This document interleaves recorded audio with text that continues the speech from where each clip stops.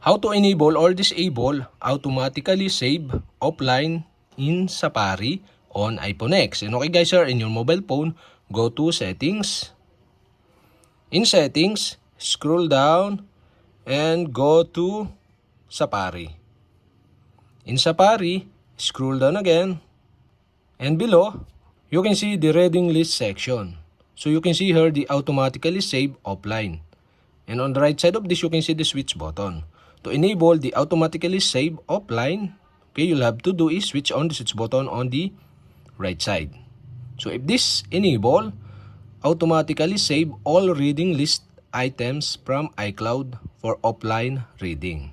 And okay guys, we have successfully enabled. And to disable again, you'll have to do is switch off the switch button on the right side. And okay guys, we have successfully enabled or disabled automatically save offline in Safari on iPhone X.